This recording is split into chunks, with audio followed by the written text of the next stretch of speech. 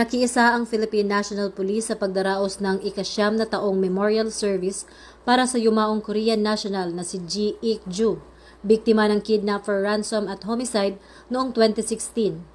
Pinangunahan ni Ambassador Lee Sang-hwa ang ginanap na seremonya sa memorial marker na itinayo sa loob ng Camp Crame bilang pag-alala sa kanyang buhay at alaala.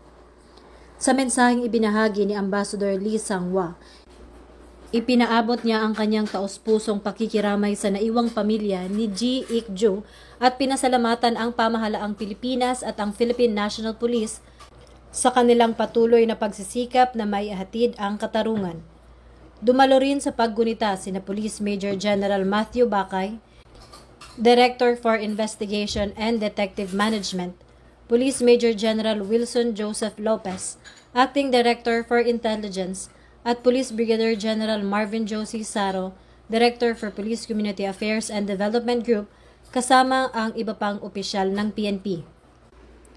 Dumalo rin sa seremonya si Consul General Kim Myung-hun at ang asawa ni Ji Ik-ju na si Mrs. Choi Kwang-jin, kasama ang ilang pang kamag-anak ng nasawi. Binigyang diin ni Ambassador Lee ang patuloy na pagtulong ng Korean Embassy sa pamilya ng biktima at sa mga hakbang upang matiyak na ganitong insidente ay hindi na muling mauulit.